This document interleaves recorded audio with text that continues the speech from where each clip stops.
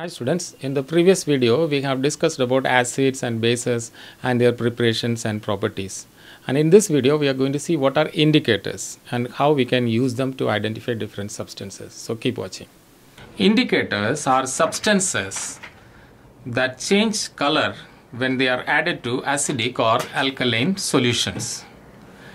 Now, common indicators used in a chemistry laboratory are litmus, phenolphthalein and methyl orange. These are the common ones. Now litmus is a water soluble mixture of different dyes, coloring substances. It is often absorbed in filter paper strips and used. So we have litmus available as red litmus and blue litmus. So all these litmus can be used for identification of acids and alkalis. Now another indicator, phenolphthalein.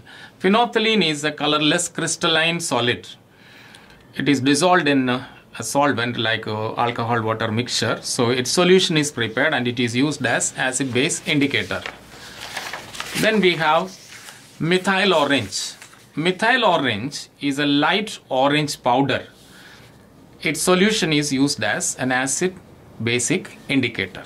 Okay. So these are the different kinds of indicators. Three indicators we have discussed: litmus, phenolphthalein and methyl orange. Now we'll see the color of these substances in various media. First of all, let us take this litmus. Litmus, in the acidic medium, it turns red. And its neutral medium, the original color is actually purple, which turns red when put in acid. And when you put it into alkaline medium, the red color will turn to blue. It will turn to blue. It's not red, it is blue.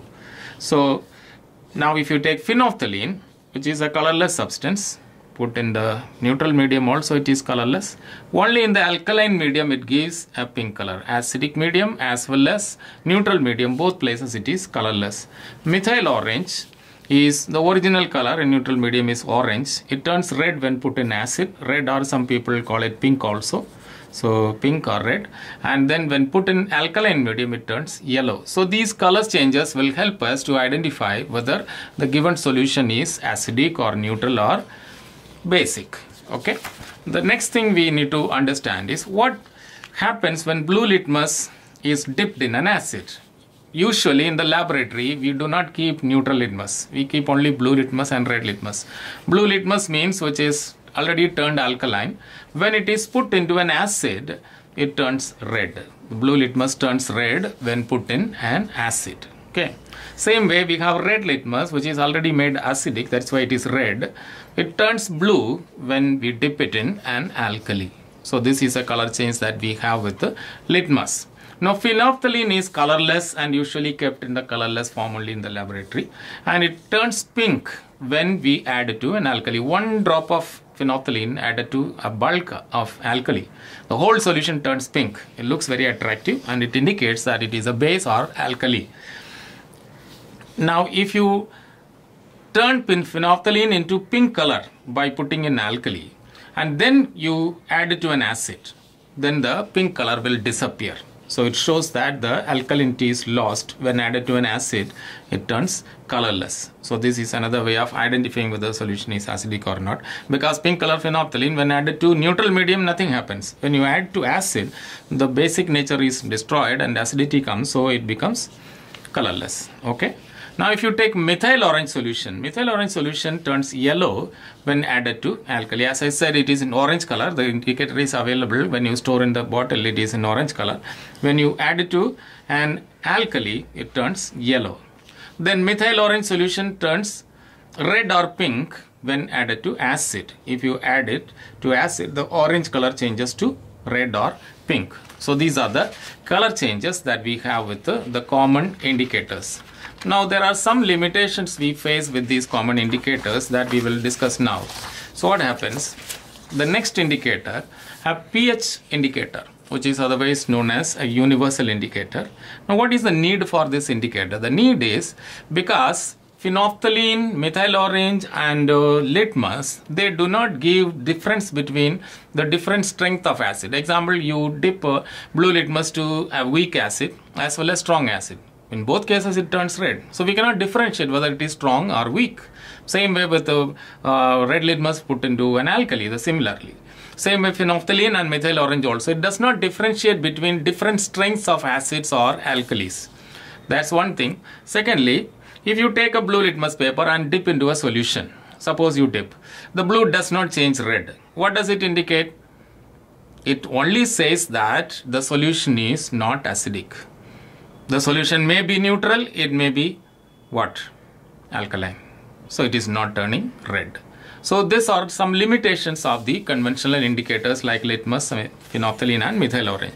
To overcome this, we have the pH indicator, which is known as the universal indicator, because it can be dipped into any solution and know the strength of that solution, whether it is acidic or alkaline, or how strong an acid it is. It can be used to compare between two acids, the strength of the two acids. So these are the advantages. So we have pH indicator, which is known as universal indicator. Wide variety of solutions can be tested with it. Now what is pH? pH is actually, the H stands for the hydrogen ion concentration. It's a power or potential of the hydrogen ion concentration, or it is a measure of the hydrogen ion concentration of the solution. How much hydrogen ion concentration is there in the solution, which will determine whether it is acidic or basic or how strong an acid it is.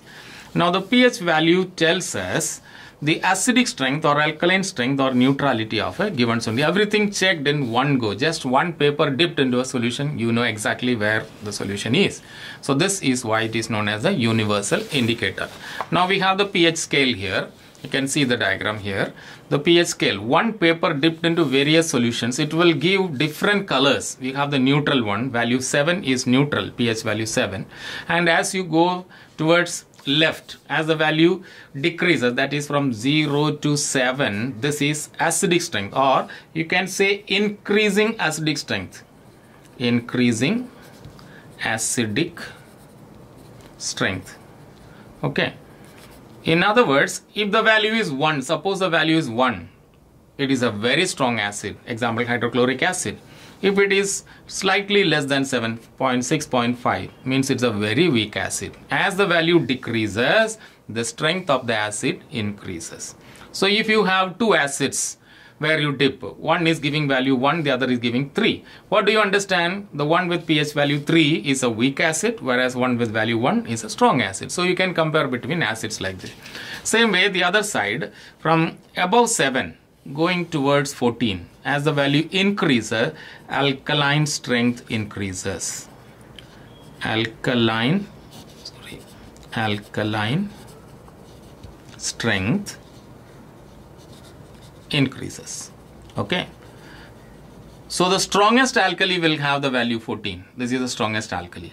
Any value slightly above 7 is a weak alkali, and as you go on towards 14, the value gradually increases. At this time, what we have is the alkaline strength increases. So this is the advantage of using a pH paper or a pH indicator. So pH paper is available in various ranges in the market. Full range paper, which will test from 0 to 14, and then narrow range. Once you test, you get a certain value. You want to be very specific, then you can use a specific range paper to get the accurate value. So two values can be taken. The second one will be the more accurate value. So this is about indicators. So I hope, students, you understood the difference between various indicators and how they are used. So you can write your comments, and you can write your questions as comments. You can like and subscribe the channel. The next video will be on preparation of salts and the various properties of salts. So you can subscribe. Thank you.